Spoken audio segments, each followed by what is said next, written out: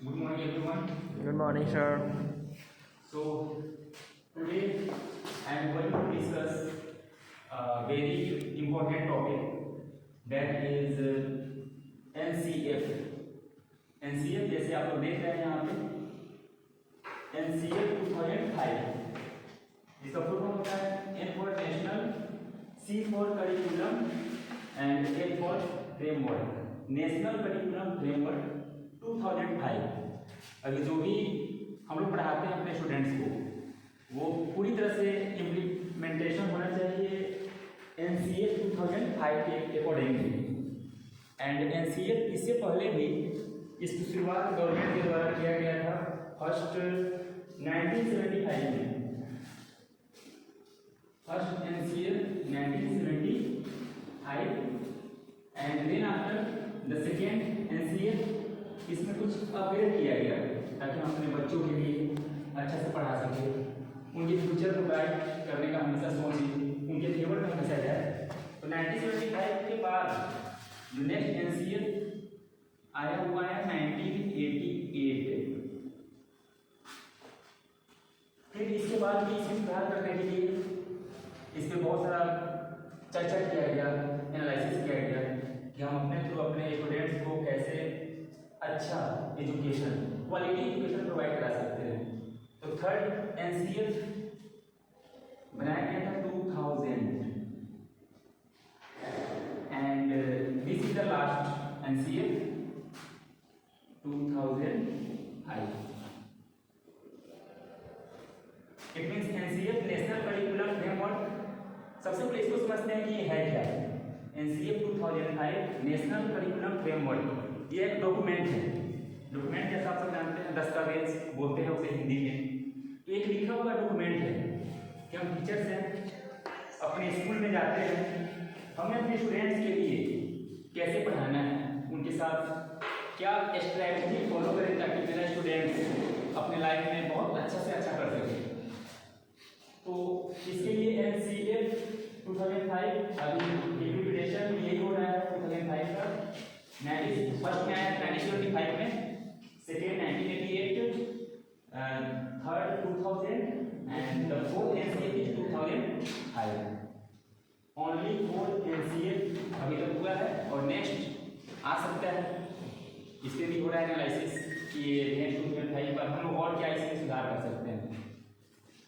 Mainly NCF का quotation है जिसे हम कोट बोल सकते हैं शॉर्ट फॉर्म में, लर्निंग विदाउट बर्डन। हमें ये स्ट्रैटेजी अपनाना है, लर्निंग विदाउट बर्डन। अपने स्कूल में हमें बच्चों को विदाउट बर्डन के साथ पढ़ाना है, सिखाना है। बर्डन मीन्स उनके पास ज़्यादा वो मोटा बुक्स नहीं होना चाहिए, बैग्स ज़्यादा भारी नहीं होना चाहिए, कोई मतलब उन्हें एक्स्ट्रा बर्डन देना ही नहीं है हमें। The 5 methods of learning according to NCF 2005। The first one is learning by doing, second is inspection method, third is test method, fourth is collective log and fifth is niche method। तो इसको एक एक करके हम समझते हैं कि ये होता क्या है, इस मेथड से कैसे हम लोग अपने स्टूडेंट्स को अच्छे से पढ़ा सकते हैं। First is learning by doing. इसका मीन्स क्या होता है, कैन एनीवन एक्सप्लेन? करके सीखना। करके सीखना। तो हम अपने स्टूडेंट्स को अपॉर्चुनिटी नहीं दे पाते हैं, कभी कभी ऐसा होता है। जैसे suppose I am maths teacher, मैं जब भी अपने क्लास में जाता हूँ तो कोई अगर मैथ्स अगर मुझे दिखा बुक में एक्सरसाइज से कोई क्वेश्चन है तो मैं क्या करता हूँ, उसे जल्दबाजी में उसे सॉल्व कर देता हूँ कि चलो इसका ऐसे होता है, देख लो, इसको लिख लो देख कर। तो इससे बचना है हमें पहले बच्चों को बताना नहीं है, पहले फर्स्ट अटेम्प्ट में हेल्प उन्हें नहीं करना है, पहले उन्हें अपॉर्चुनिटी देना है। लर्निंग बाय डूइंग वो खुद करे, उन्हें खुद करना है। उसके बाद वो मिस्टेक भी कर सकते हैं, उसमें 99.99% चांसेस है कि वो मिस्टेक करेंगे एंड 0.01% ऐसा भी चांस है कि वो सही कर सकते हैं उसको। तो 0.01% के लिए हमें अपॉर्चुनिटी देना है अपने बच्चों को कि वो अच्छे से अपने दिमाग लगाकर एनालिसिस करके सोच समझकर कुछ वो करे। इसमें learning by doing that means इसका मतलब ये होता है कि बच्चों को अपॉर्चुनिटी मिलना चाहिए वही करने के लिए, और अगर वो मिस्टेक भी करते हैं तो मिस्टेक जो है वो एक पॉजिटिव टैग वर्ड है फॉर लर्निंग के लिए, क्योंकि बच्चे जब तक मिस्टेक नहीं करेंगे तब तक वो नहीं सीखेंगे। बच्चे ही नहीं, हम सब भी जब तक मिस्टेक नहीं करते हैं तो नहीं सीख पाते हैं। हम लोग सीखते कहाँ से हैं? मिस्टेक से सीखते हैं। फॉर एग्जाम्पल, जब इस प्लेनेट अर्थ की शुरुआत हुआ था तो जो पीपल थे, अकॉर्डिंग टू माई एक्सपीरियंस, ऐसा एग्जैक्टली नहीं है, पीपल थे वो चलते होंगे रास्ते पे, ऐसे चलते होंगे और उन्हें पता नहीं था कि नीचे देखकर ही हमेशा चलना चाहिए अच्छा से। तो शुरुआत में तो उन्हें कोई नहीं बताया होगा चलना कैसे है, वो फ्रीली चलते होंगे ऐसे, पर उन्हें ठेस लगा होगा पैर में। ये बात जो मैं बोल रहा हूँ अकॉर्डिंग टू माई एक्सपीरियंस, इसका इससे कोई लेना देना नहीं है। तो ठेस लगने पे उन्हें रियलाइज हुआ होगा कि नहीं, हमें नीचे देखकर चलना है ताकि हम सेफली चल सके रास्ते पे। तो जब तक हम मिस्टेक नहीं करते हैं हम कुछ नहीं सीख पाते हैं। तो स्टूडेंट्स का मिस्टेक करना बहुत ही पॉजिटिव टैग वर्ड है, उसको हमेशा रिमार्क करना चाहिए हम टीचर्स को कि कौन स्टूडेंट्स क्या मिस्टेक कर रहे हैं। But mistake should be not repeated. एक मिस्टेक एक ही बार होना चाहिए।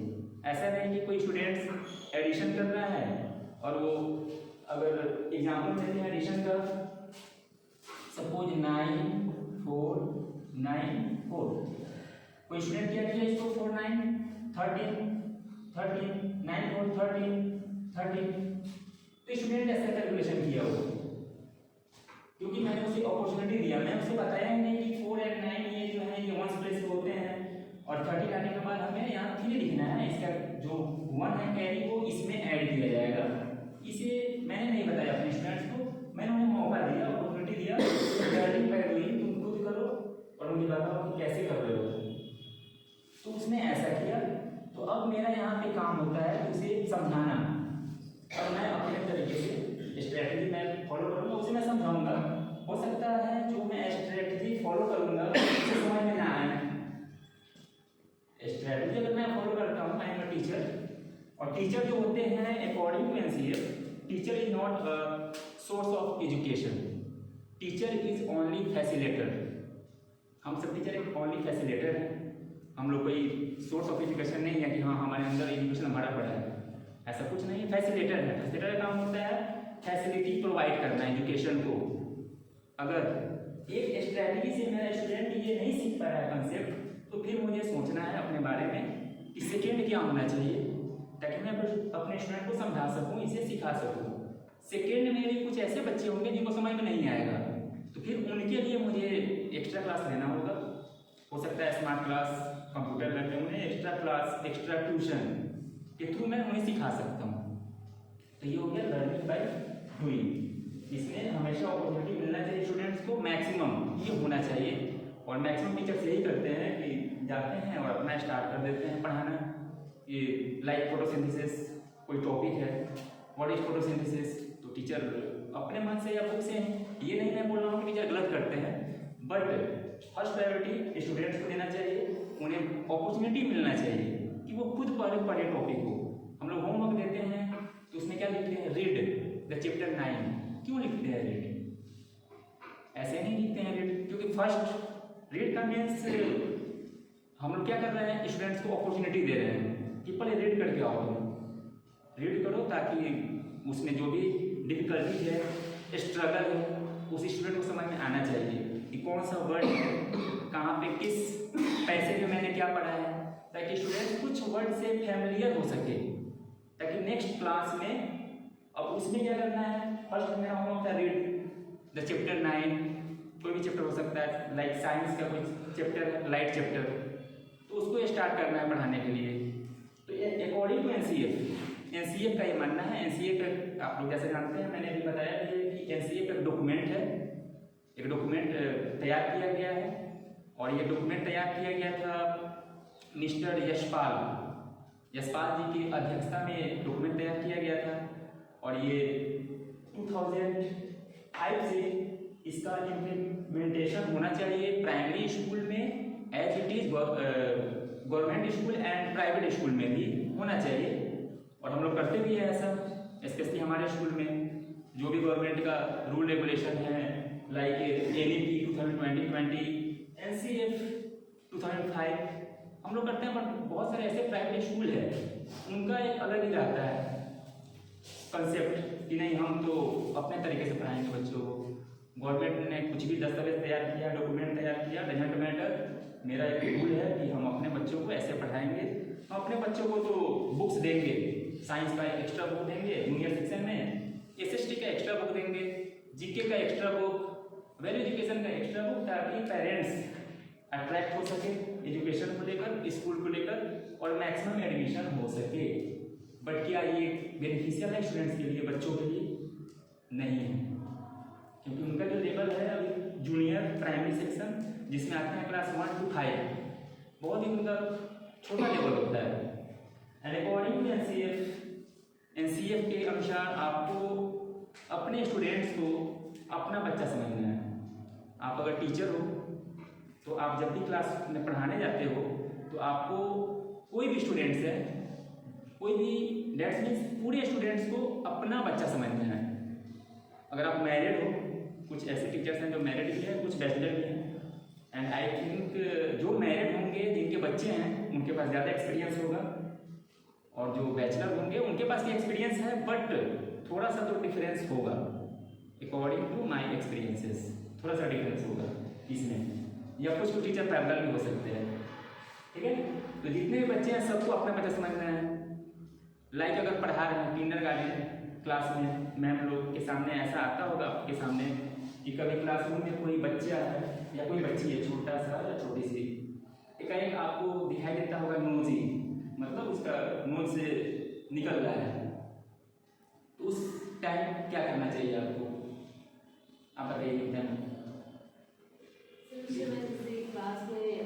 क्लास में आता है तो बच्चे को हमें क्या करना पड़ेगा? ये करना पड़ेगा तो आप सडनली आपने देखा कि किसी का मतलब कोई बच्चा है उसके नाक से पूरा भरा पड़ा है, वो पूरा लिप्स तक टच कर रहा है, तो उस समय आप क्या करेंगे? सर वो तो खुद से करना पड़ेगा, बच्चे तो कर नहीं पाएंगे। हाँ, तो आप करती हैं? वेरी गुड, यही होना चाहिए।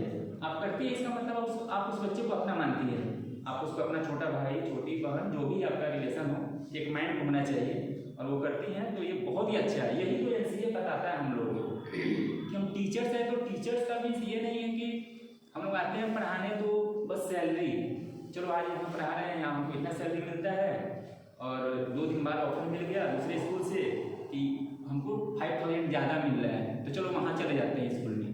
तो ये टीचर है ही नहीं, जो पर्सन ऐसा करते हैं ना वो टीचर तो है ही नहीं, वो बिजनेसमैन है। वो उनको सैलरी चाहिए, पैसा चाहिए, ऐसा बिल्कुल नहीं होना चाहिए। टीचिंग का मीन्स एक होता है पैशन, मतलब पढ़ाने का मजा आना चाहिए। लाइक जो भी स्पोर्ट्समैन होते हैं, क्रिकेटर, फुटबॉलर, तो उनको तो पैसा मिलता ही है, और साथ साथ वो मतलब खेलने के लिए बहुत एक्साइटमेंट रहते हैं। अगर कोई गेम होता है, कोई मैच होता है, उनको अगर टीम में जगह नहीं मिलता है तो उनको बहुत बुरा लगता है कि अरे मुझे तो मिला ही नहीं मौका, और भी मेरे कलीग्स हैं जो कि खेल रहे हैं बट मुझे मौका नहीं मिला है। बहुत ही मतलब उन्हें अपने आप से बहुत ही बेकार लगता है कि मैं और क्या अच्छा करूं ताकि टीम में मुझे जगह मिल सके। वैसे ही टीचर को होना चाहिए। सडनली अगर आपका स्कूल 10 डेज अगर बंद हो जाता है due to cold weather, due to corona virus, कोई भी रीजन हो सकता है, तो उस समय क्या होना चाहिए?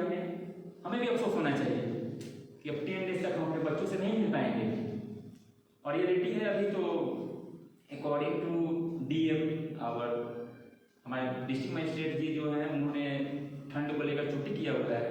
तो अभी तो मैं स्पेशली बहुत मिस करता हूँ अपने स्टूडेंट को, बहुत ज़्यादा मिस करता हूँ कि मैं आता उनसे मिलता, पढ़ाता।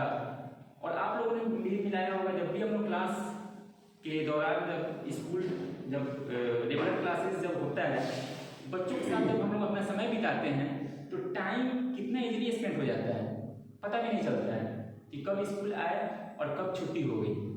क्या पता चलता है? नहीं पता चलता है। हम लोग उसमें इन्वॉल्व रहते हैं, बच्चों के साथ खेलते हैं, उन्हें पढ़ाते हैं, अपना समझते हैं। तो ये सब पे ज़्यादा ध्यान देना है और हम लोग देते भी हैं, बहुत ही अच्छी बात है। और मैं ही नहीं सभी टीचर्स हैं जो ऐसा करते हैं, आप लोग तो बहुत ही अच्छा है। तो learning method second topic inspection method. बच्चे जो हैं वो तो फर्स्ट में अपने से करके सीखते हैं, सेकेंड वो कैसे सीख सकते हैं? Inspection method. Inspection method means आकलन विधि, देख कर सीखना। That's good answer. Inspection method का मतलब बच्चे देख कर सीखते हैं। अब देख कर सीखना मीन्स लाइक कोई टीचर है, अब टीचर अपने क्लास में जाते हैं, बच्चों को बताते हैं कि तुम ऐसा करो, तुम्हें इंग्लिश बोलना चाहिए, you should speak English for your better, for your good future. वो तो बोलते हैं इंग्लिश बच्चों को, ठीक है। बच्चे ने माइंड किया कि चलो मेरे टीचर ने बताया है कि मुझे इंग्लिश बोलना चाहिए मेरे अच्छे फ्यूचर के लिए, और वो टीचर क्लास के बाहर चले जाते हैं और वो टीचर अपने कलीग से हिंदी में बात करना स्टार्ट कर देते हैं वहाँ पे। फिर वो बच्चे बाहर जाएंगे और वो देखेंगे कि सर तो मुझे बताए हुए थे इंग्लिश बोलना चाहिए, बट सर तो खुद हिंदी बात कर रहे हैं। तो वहाँ पे बच्चे इंस्पेक्शन कर रहे हैं और वो इंग्लिश नहीं बोलेंगे, वो समझेंगे कि केवल क्लासरूम में ही ये बात इम्पोर्टेंट है कि इंग्लिश बोलो, बस that's it, that's all inspection method. तो अगर आप चाहते हो कि आपका बच्चा इंस्पेक्शन, और बच्चे इंस्पेक्शन करते हैं केवल क्लासरूम में ही नहीं, पूरे कैंपस में। जब भी वो इन करता है स्कूल में तो कुछ ना कुछ सीखता रहता है, हमेशा सीखेगा।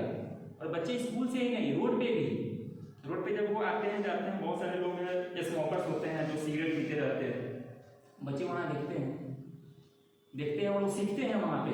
उनके अंदर भी क्यूरियोसिटी होती है कि काश वो क्या होता है, वो जो धुआं निकलता है, जो अंकल लोग बड़े भैया लोग लेते हैं, उनके अंदर भी होता है कि मैं भी ये करूँगा कभी।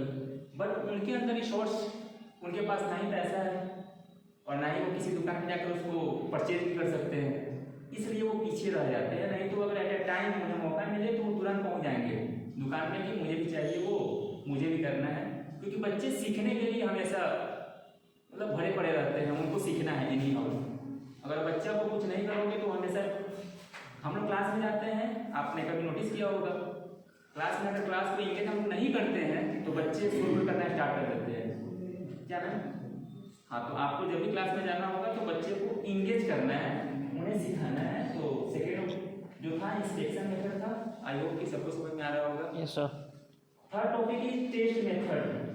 टेस्ट मेथड से बच्चे कैसे सीखेंगे? Alok sir, test method. Test method that we have to take the examination that at which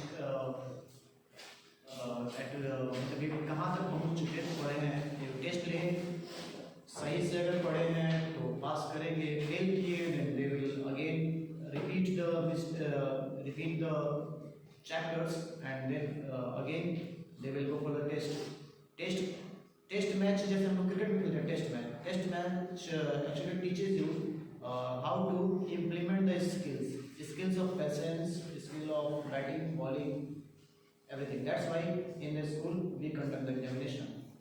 Yes sir, very good answer. Test method means जो भी हम लोग बच्चों को सिखा रहे हैं तो उनका हम लोग टेस्ट लेते हैं।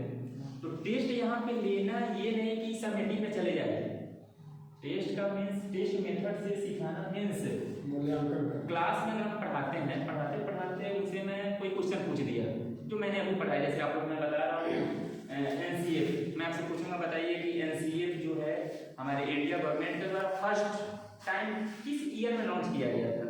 1925 फर्स्ट टाइम। सेकेंड पूछा जा सकता है 1988। तो ये जो टेस्ट मेथड होता है ये इसे बोलते हैं कंटिन्यूअस इवैल्यूएशन। कंटिन्यूअस इवैल्यूएशन का मतलब एट अ टाइम कोई भी क्वेश्चन पूछना ताकि मैं समझ सकूं कि मेरे बच्चे सीख रहे हैं या नहीं सीख रहे हैं। So that's called test method. And the fourth method is collective law. Collective law और collective method इसे बोला जा सकता है। इसमें जनरली बच्चे को सिखाया जाता है by peering, group wise। जैसे हम लोग अपने स्कूल में ग्रुप डिस्कशन आज से कुछ दिन पहले करते थे और ये तो होता रहेगा जैसे ही वेदर अच्छा होगा। तो ग्रुप वाइज ग्रुप डिस्कशन, वहाँ पे कुछ जैसे 4 स्टूडेंट्स का ग्रुप, टीम ए, 4 स्टूडेंट्स का, यस सर, सामूहिक शिक्षा। टीम बी में 4 स्टूडेंट्स हैं, टीम सी में 4 स्टूडेंट्स हैं, टीम डी में 4 स्टूडेंट्स हैं। और ये जो 4 स्टूडेंट्स है इसमें 2 स्टूडेंट्स को लेना है जो मतलब पढ़ने में बहुत ही अच्छे होने चाहिए, जो क्लास में हमेशा टॉप 10 के अंदर आते हैं। 2 स्टूडेंट्स ऐसे हमारे ग्रुप में होते हैं जो कि नीचे से टॉप 10 में आते हैं, जिनका मतलब बेसिक उतना अच्छा नहीं है और बेसिक अगर अच्छा नहीं है तो इसका भी पूरा क्रेडिट जाता है टीचर्स को ही जाता है कि हम लोग कैसे पढ़ाते हैं कि हमारे बच्चों का बेसिक अभी तक अच्छा नहीं हुआ है। तो ऐसे ग्रुप बनाया जाता है ताकि उसमें जो भी अच्छे स्टूडेंट्स हैं उनके द्वारा जो ग्रुपिंग करके वो सीखते हैं इजीली। जो वीक स्टूडेंट्स हैं और जो अच्छे स्टूडेंट्स हैं उनसे वो सीखते हैं। और सीखना मीन्स ऐसा नहीं कि कोई टीचर ही सिखाते हैं, बच्चे भी बच्चे को सिखाते हैं। और टीचर से अच्छा तो बच्चे सिखाते हैं बच्चे को, क्योंकि जो स्टूडेंट्स होते हैं, जो फ्रेंड्स होते हैं आपस में, वो बहुत ही क्लोज होते हैं, वो एक दूसरे को समझते हैं। अगर कोई टॉपिक है, कोई स्टूडेंट है अपने फ्रेंड को अगर वो एक्सप्लेन कर रहा है तो अच्छा से एक्सप्लेन कर सकता है, क्योंकि वो हमेशा फ्रेंडशिप में रहता है, हमेशा अपना जो भी है बातें शेयर करता है आपस में। बट जो टीचर्स हैं, कुछ टीचर्स हैं जो कि क्लास में बच्चों से बहुत ही ज़्यादा डिसिप्लिन का डिमांड करते हैं कि डिसिप्लिन में रहना है, नियम बनाते हैं। तो ये सबको भी अवॉइड करना है हमें। डिसिप्लिन और फियर स्टूडेंट्स के अंदर नहीं होना चाहिए। अगर स्टूडेंट्स के अंदर फियर होगा तो क्या वो 100% अपने प्रॉब्लम को हमसे शेयर कर सकते हैं? नहीं करेंगे, वो बिल्कुल नहीं करेंगे, कभी नहीं करेंगे। और नहीं करेंगे तो इससे नुकसान किसका है? हम लोग का है, टीचर्स का है, टीचर्स का है ये। और ये जो टीचिंग जो वर्क होता है एक सोशल वर्क है, हम लोग सोशल वर्क करते हैं। और इंडिया कंट्री में टीचर को उतना मतलब नहीं मिलता है जो क्रेडिट मिलना चाहिए, बट ये बहुत बड़ी उपलब्धि है। इंडिया कंट्री में डॉक्टर को तो मिलता है, ये डॉक्टर है ये, बट इन रियलिटी डॉक्टर से भी बड़ा माना जाता है टीचर को, क्योंकि डॉक्टर तो एक बार ठीक करते हैं ना। डॉक्टर किसी पेशेंट को फीवर हुआ, किसी पेशेंट को, तो डॉक्टर ने क्या किया, उनका ट्रीटमेंट किया, फीवर ठीक। But after few months fever तो फिर से आ सकता है, फिर डॉक्टर के पास जाना होगा। बट टीचर एक बार जो कंसेप्ट देगा स्टूडेंट्स को, वो लाइफ टाइम रहेगा, जब तक सर्वाइव करेगा वो। डॉक्टर को डॉक्टर बनाने वाला भी टीचर। Yes sir, definitely. और डॉक्टर को भी बनाने वाला टीचर ही है। सर ने बहुत अच्छी बात कही है। तो टीचर का जो क्रेडिट जो मिलना चाहिए ना, बहुत ही सुपर मिलना चाहिए, बट इंडिया कंट्री में उतना नहीं हो पाता है। और भी कंट्री है लाइक अमेरिका, यूके, जर्मनी, वहाँ पे जो टीचर्स का जो है वहाँ पे बहुत ज़्यादा क्रेडिट मिला हुआ है। So the last topic is mixed method. Mixed method क्या है?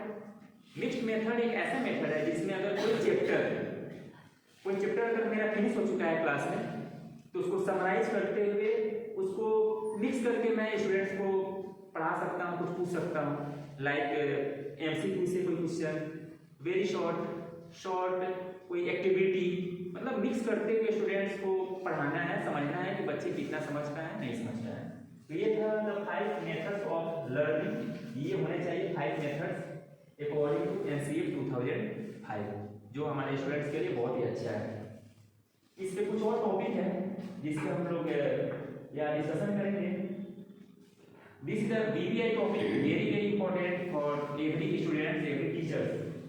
Inclusive education. इंक्लूसिव एजुकेशन का मीन्स क्या होता है? समावेशी शिक्षा। इंक्लूसिव एजुकेशन का मीन्स ऐसा एजुकेशन, लाइक हमारे क्लासरूम में क्या होता है, बहुत सारे ऐसे स्टूडेंट्स हैं जो कि जैसे रिलीजन की मैं बात करता हूँ, टीचिंग में तो ऐसा होता ही नहीं है कि कोई हिंदू है, कोई मुस्लिम है, कोई सिख है, कोई ईसाई है। टीचर के माइंड में तो आता ही नहीं है, आज तक मुझे नहीं आया है, एंड आई होप कि आप सबको भी नहीं आया होगा। अगर किसी को आता है तो फिर उन्हें डॉक्टर की जरूरत है। आप टीचर हो तो आपके अंदर ये नहीं आना चाहिए कि वो लड़का तो पंडित है, मैं भी पंडित हूँ, क्या? ऐसा बिल्कुल नहीं होना चाहिए। इंक्लूसिव एजुकेशन का मीन्स केवल रिलीजन पे ही नहीं, बहुत सारे ऐसे स्टूडेंट हैं जो हैंडीकैप्टेड होते हैं, उनको भी पढ़ाना है एक साथ समावेश करते हुए। जैसे सर ने बोला, सीताराम सर ने, समावेशी शिक्षा, मतलब कि एक क्लासरूम में जहाँ पे कुछ ऐसे स्टूडेंट हैं जिनको प्रॉब्लम होता है आई साइट, विजन, उनको भी उसमें रखना है। कोई बच्चे बोल नहीं पाते हैं, जैसे हमारे स्कूल में भी बहुत सारे नहीं, बहुत कम स्टूडेंट हैं जो कि बोलने में प्रॉब्लम होता है। क्लास 3rd में भी एक स्टूडेंट है जिसका मैं नाम नहीं लेना चाहता हूँ यहाँ पे, उसको प्रॉब्लम होता है। बट हमने क्या ऑब्जर्व किया है कि बहुत सारे टीचर्स हैं जो कि हमेशा हेल्प करते हैं, एप्रिशिएट करते हैं उसे कि चलो वेरी गुड, तुम बहुत अच्छा कर रहे हो, you are doing better and you can do better than this, तुम इससे भी अच्छा कर सकते हो। हम लोग क्या करते हैं, अप्रिसिएट करते हैं, मतलब सभी स्टूडेंट्स को इंक्लूसिव एजुकेशन हमें देना है। तो यही यहाँ पे NCA 2005 का मानना है। ये बहुत इंपॉर्टेंट टॉपिक है और हम टीचर्स को ये हमेशा ध्यान रखना चाहिए कि एजुकेशन सबको इक्वल मिलना चाहिए। ऐसा नहीं कि मेरा कोई फेवरेट स्टूडेंट्स है तो आगे बैठेगा, कोई स्टूडेंट्स पढ़ने वाला नहीं है वो पीछे बैठेगा, कोई स्टूडेंट्स मेरा रिलेशन का है तो उसका तो रिजर्व रहेगा सीट कि हाँ यहाँ पे बैठेगा। लाइक मेरा ही बेटा इस स्कूल में पढ़ता है तो ऐसा नहीं है कि हाँ मेरा बेटा आगे बैठेगा, ऐसा होना चाहिए, वैसा नहीं, इक्वल है वो। जब स्कूल में मैं आता हूँ तो मैं भूल जाता हूँ कि वो मेरा बेटा भी है, क्योंकि सभी मेरे बेटे हैं यहाँ पे। ऐसा नहीं है कि कोई वो पर्सनली है, कुछ नहीं, सभी स्टूडेंट्स इक्वल है। The next topic is conceptual understanding. According to NCA, conceptual understanding का means क्या होता है? कोई अपना ओपिनियन कर सकते हैं? From Madam sides. Conceptual understanding. And what is rote learning? पता है आप लोगों को? rote learning रट्टा मारवाते हैं आप लोग बच्चों को। 2 का टेबल 2 1 2 2 3 4 2 3 6 2 4 8 2 5 10 याद कर लो। तो ये बोलते हैं इसे रोट लर्निंग, जिसे हमें अवॉइड करना है, इसे नेग्लेक्ट करना है। बच्चों को रटवाना नहीं है, हमें कंसेप्ट बताना है। Conceptual, that's what conceptual understanding. Concept बताना, हमने समझाना है कि ये कैसे होगा। 2 का टेबल अगर बच्चों को हम देते हैं, इसीलिए यही रीजन है कि हम लोग अपने स्कूल में जो डायरी कंटेंट देते हैं वहाँ पे मैक्सिमम रिमेंबर जो वर्ड है वहाँ पे रिड्यूस हो, वहाँ पे हटा दिया गया, रिमूव किया गया है ना, क्योंकि रिमेंबर जो वर्ड है वो नेगेटिव टैग वर्ड है। रिमेंबर मीन्स रट्टा मार के याद कर लो, तो क्या वैसा तो नहीं होना चाहिए नहीं। और यही NCA का कहना है कि रिमेंबर जो वर्ड है वो नेगेटिव टैग वर्ड है। So we should not give remember word in our diary content और एनी अदर प्लेसेस। कहीं भी रिमेंबर वर्ड का यूज करना है, नहीं कि रिमेंबर करना है, नहीं। लर्न, रिमेंबर के प्लेस में हम लोग क्या देते हैं, लर्न। अगर किसी स्टूडेंट्स को बोलना है कि 10 का टेबल आपको याद करके आना है, तो वहाँ याद करके नहीं आना है, सीखना है और आना है और यहाँ पे सिखाना है। किसको सिखाना है? स्टूडेंट्स को, स्टूडेंट्स को सिखाना और टीचर को भी सिखाना है। तुम सिखाओ मुझे कैसे सिखाते हो, मैं सीखूंगा तुमसे। 10 का टेबल सिखाओ, तो वो बोलेगा 10 हो जाए 10, 10 टू जाए 20, 20 कैसे आया, 20 कैसे आया? तो बच्चे अगर नहीं बता पाते हैं, डेट्स मींस उसने रटा हुआ है, वो याद किया हुआ है। 10 हो जाए 10, 10 टू जाए 20, 10 3 जाए 30, वो प्रेशर दे देगा ब्रेन पे। 10 हो जाए 10, 10 टू जाए 20, 10 3 जाए 30, वो याद किया हुआ, रट्टा मारा हुआ है वो। That's what remember. तो इससे हमें बचना है। बच्चों को सिखाना है कि 10 के बाद जो 20 आ रहा है, 10 फिर उसमें 10 ऐड किया तब 20 आया है, फिर उसमें 10 ऐड कर रहा है तो 30 आ रहा है ना। इसे बोलते हैं कंसेप्चुअल लर्निंग, कंसेप्चुअल कंसेप्ट। और यही रीजन है कि आज इंडिया के मैक्सिमम स्टूडेंट्स और सब्जेक्ट्स में तो एवरेज रहते हैं, ठीक रहते हैं, बट मैथ्स में हमेशा फंसते हैं। Because I am a maths teacher and I had experience about mathematics, और मैं 2013 से टीचिंग लाइन में हूँ। बहुत ही अर्ली मेरा स्टार्ट हो गया था टीचिंग, और ये सभी पर्सनली बातें हैं तो मैं यहाँ ज़्यादा शेयर नहीं करना चाहता हूँ। हम लोग यहाँ फोकस करेंगे NCA पे। तो ये होता है कंसेप्चुअल अंडरस्टैंडिंग, बच्चों को कंसेप्ट सिखाना है। तो मैं एक टॉपिक पे था, हाँ अभी मैं था कि मैक्सिमम स्टूडेंट्स मैथ्स में वीक होते हैं और बाकी सब में क्या होते हैं, एवरेज, अच्छे होते हैं, एवरेज होते हैं या एबव एवरेज हो सकते हैं। इसका पहला रीजन क्या है? पहला रीजन ये है कि और सब सब्जेक्ट जैसे हिंदी, संस्कृत, इंग्लिश, साइंस भी, अगर मैं जूनियर क्लासेस की बात करूँ तो उसमें रिमेंबर करते हुए, रट्टा मारते हुए उनका काम चल जाता है। बट मैथ्स में तो आप नहीं कर सकते हो, मैथ्स में आप नहीं कर सकते हो। मैथ्स में आपको यहाँ से आना ही पड़ेगा इस टॉपिक पे, आपको कंसेप्चुअल अंडरस्टैंडिंग जो कि उनके अंदर है ही नहीं। वो बाकी सब सब्जेक्ट्स में रट्टा मारते हैं, रिमेंबर करते हैं वो, कि व्हाट इज फोटोसिंथेसिस, तो यस द प्रोसेस ऑफ, ऐसे कहते हुए घंटे की the process of dash dash dash, इस टाइप का। तो उनका ये हैबिट है और ये वो इम्प्लीमेंटेशन करते हैं साइंस में, एसएसटी में, हिंदी में, ग्रामर में, पूरा वर्ड निकालते हैं और उनके अंदर गॉड गिफ्टेड होता भी है। गॉड ने उनको दे चुका है कि चलो तुम कुछ भी अगर दिल से रट लोगे ना 2-3 घंटे वो हो जाएगा कम से कम।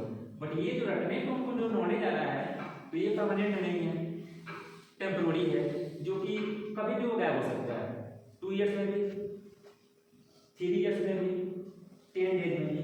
बट अगर वो स्टूडेंट कंसेप्ट पे अगर वो ध्यान देते हैं, पढ़ते हैं, तो वो कभी भी भूल नहीं सकते हैं। वो जब तक इस प्लेनेट पे सर्वाइव करेंगे तब तक उन्हें याद रहेगा कि ये कैसे होता है। लाइक कोई एग्जांपल, जैसे कोई मैथ्स है तो मैथ्स रटने से नहीं होता है, वहाँ आपको अंडरस्टैंडिंग होना चाहिए, कंसेप्चुअल। जब तक आपका कंसेप्ट क्लियर नहीं होगा आप कुछ नहीं कर सकते हो।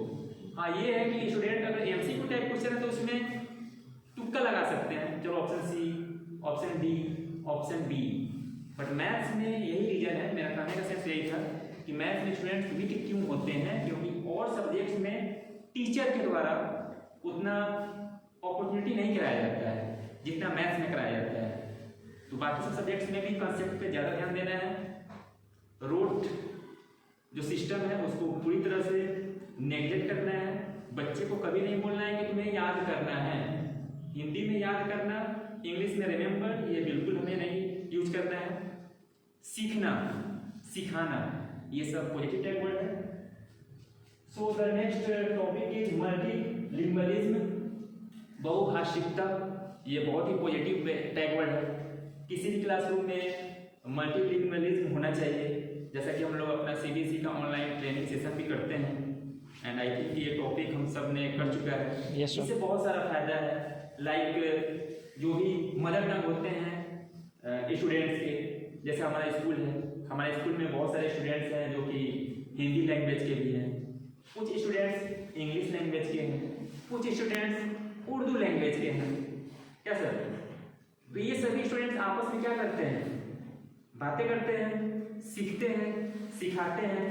जिनका इंग्लिश स्ट्रॉन्ग है वो उनके थ्रू उर्दू वाले इंग्लिश सीखते हैं, इंग्लिश वाले उर्दू सीखते हैं, हिंदी वाले उर्दू सीखते हैं, उर्दू वाले हिंदी सीखते हैं। तो ये कहीं ना कहीं बहुत ही बेनिफिट्स मिल रहा है स्टूडेंट्स को। तो इसमें हमें ध्यान देना है, हमेशा स्टूडेंट्स का जो लैंग्वेज है उस पर फोकस करना है।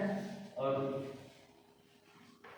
The next topic is continuous evaluation. ये तो मैंने आपको बता चुका है कि ये at a time short format में आप किसी से कोई क्वेश्चन कर सकते हो, ताकि आप ये चेक कर सको। ये नहीं चेक करना है स्टूडेंट को कि वो क्या है, आप खुद चेक कर सको कि मैं जो पढ़ा रहा हूँ मेरा स्ट्रेटजी सही है या नहीं है। क्योंकि आपके क्लासरूम में अगर 40 स्टूडेंट्स हैं और 39 स्टूडेंट्स ने यस सर समझ चुका है, बट एक स्टूडेंट अगर नहीं समझ रहा है तो फिर आपको सोचना है कि मैं क्या करूँ उस स्टूडेंट के लिए कि वो नहीं समझ पाया है। उसके लिए आपको एक्स्ट्रा क्लास लेना होगा, उसको पर्सनली उसको समझाना होगा, पढ़ाना होगा। ऐसा नहीं कि एक स्टूडेंट को नहीं समझ में आया इसका मतलब उसमें कोई प्रॉब्लम है, 39 को समझ गया तो इसका मतलब मैं बेस्ट हूँ, ऐसा कुछ नहीं है। स्टूडेंट्स, सभी स्टूडेंट्स इक्वल होते हैं और सबको समझ में आना चाहिए। अगर आप नहीं समझा पा रहे हो तो प्रॉब्लम आप में है। प्रॉब्लम आप में है दैट मीन्स ये नहीं कि आपको नहीं आता है, आपका जो तरीका है, मेथड है, उसको आप चेंज कर सकते हो पढ़ाने का। कि चलो मैं जो बोला हूँ 2 + 2 = तो 39 स्टूडेंट ने बोला 4, बट एक स्टूडेंट को प्रॉब्लम है, वो 4 नहीं बोल पा रहा है, तो अब मैं उसे क्या करूँगा, फिंगर का यूज कर सकता हूँ। चलो तुम बताओ, तुम तो नहीं बोले हो 2 + 2 = 4, अब बोलो 2 + 2 = अब बोलो। तो स्टूडेंट अब उसे हेल्प मिलना है, क्या दिख रहा है यहाँ पे 1 2 3 4 सर 4। तो ये मेरा मेथड हो गया, क्योंकि पहले मैंने उसे सिखाया अब्स्ट्रैक्ट तरीके से। अब्स्ट्रैक्ट एंड कंक्रीट 2 वर्ड आते हैं इसमें।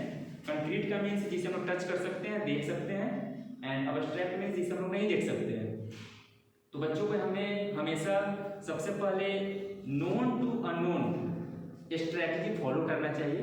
जो बच्चे जानते हैं नोन, पहले नोन के बारे में बताना है, फिर अननोन।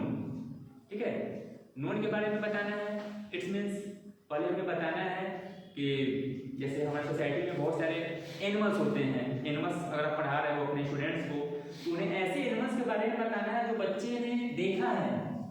ऐसा नहीं उसे बता दिया चलो टाइगर एनिमल होता है, बच्चा तो टाइगर भी देखा ही नहीं है, अभी तो घर पे था वो। यहाँ से अज्ञान तक पहुँचे। या सर, तो बच्चे ने क्या देखा है अपनी सोसाइटी में? काऊ, बफेलो, गोट, ये सब तो बच्चे ने देखा है। तो पहले बच्चों को बताना है काऊ के बारे में। जैसे ही बोलेंगे काऊ देखिए हो, यस सर काऊ मेरे घर के बगल में ही है, तो बोलो उसके पास कितने हॉर्न होते हैं? सर 2 हॉर्न होते हैं, मैंने उसे देखा है। उसके बाद वहां से उसको ले जाना है अनवर की तरफ, दैट मींस टाइगर, एलिफेंट, जो बच्चे को बुक में देखने को मिलता है। तो इस सेशन को फिर मैं कंटिन्यू करूंगा, काफी लंबा होता जा रहा है पार्ट 2 में। So thank you everyone for today. Thank you.